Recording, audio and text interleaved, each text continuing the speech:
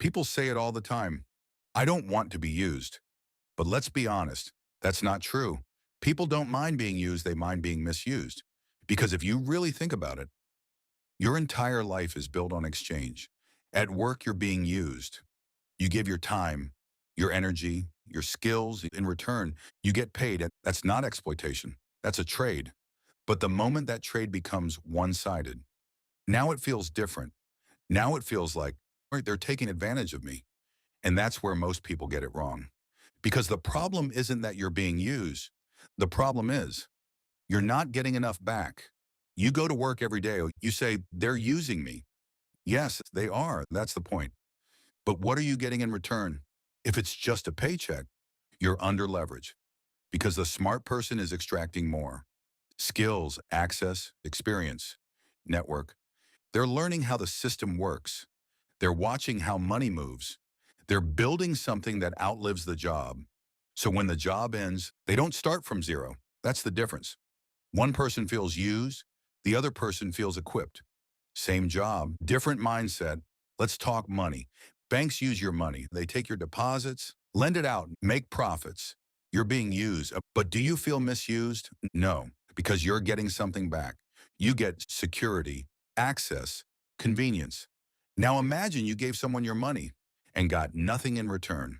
That's when it becomes a problem, not because you were used, but because the exchange was broken. Same thing in relationships. People say, I feel used. But look deeper. Were you actually used, or were you giving without standards? Because every relationship is an exchange. Time, attention, emotional energy, commitment, that's normal. But when one person is pouring and the other is just receiving, now it feels like exploitation. Not because relationships shouldn't involve giving, but because the giving isn't balanced. And that's where resentment starts. Not from being used, but from being misused. Now zoom out. Look at politics. Systems use people. Your vote, your voice, your support. That's how things function. But when people feel like they're not getting results, that's when trust breaks. That's when frustration grows. Because again, it's not the use, it's the misuse. The feeling that I'm giving, but I'm not receiving. Even in faith, the principle is the same. Faith without works is dead. You can pray all day, ask for success, ask for opportunity, ask for change. But if you're not doing the work, nothing happens. Because even spiritually, there's an exchange. You bring effort, you bring discipline, you bring obedience, and then results follow. But most people want the outcome. Without the input, they want to receive without giving. And that's not how life works.